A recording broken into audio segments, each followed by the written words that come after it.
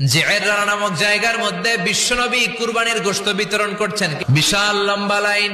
বিশ্বনবী লাইনের মধ্যখান থেকে বৃদ্ধা একটা নারীকে আলাদা করে নিয়ে আসলেন। বিশ্বনবী নিজের গায়ের চাদরটা বিছিয়ে দিলেন, মহিলাটারে বসালেন, বড় একটা গোশতের টুকরা দিলেন, প্যাকেট দিলেন। বৃদ্ধা মহিলাটাও বিশ্বনবীর মাথার মধ্যে হাত বুলিয়ে দিয়ে দোয়া করে গেল।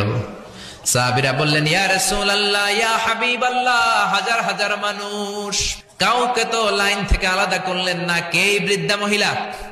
কেন এই মহিলারে নিজের চাদরের উপরে বসতে দিলেন? বিশ্বনবী বললেন, জন্মের আগে আমি বাবা হারালাম, 6 বছর বয়সে মাকে হারিয়েছি, মায়ের বুকের দুধ আমি খেতে পারি নাই।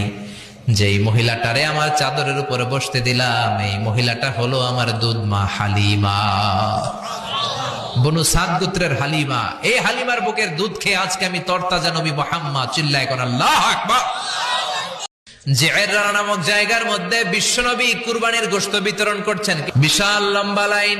বিশ্বনবী লাইনের মধ্যখান থেকে বৃদ্ধা একটা নারীকে আলাদা করে নিয়ে আসলেন। বিশ্বনবী নিজের গায়ের চাদরটা বিছিয়ে দিলেন, মহিলাটারে বসালেন, বড় একটা গোশতের টুকরা দিলেন, প্যাকেট দিলেন। বৃদ্ধা মহিলাটাও বিশ্বনবীর মাথার মধ্যে হাত বুলিয়ে দিয়ে দোয়া করে গেল।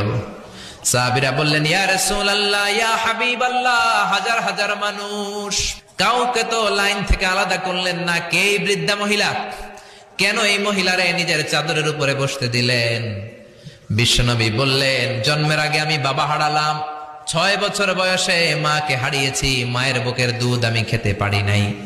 যেই মহিলাটারে আমার চাদরের উপরে বসতে দিলাম, এই মহিলাটা হলো আমার দুধ মা হালিমা, বনু সাদ গোত্রের হালিমা। এই হালিমার বুকের দুধ খেয়ে আজকে আমি তরতাজা নবী মুহাম্মদ। চিল্লায় কোন আল্লাহু আকবার।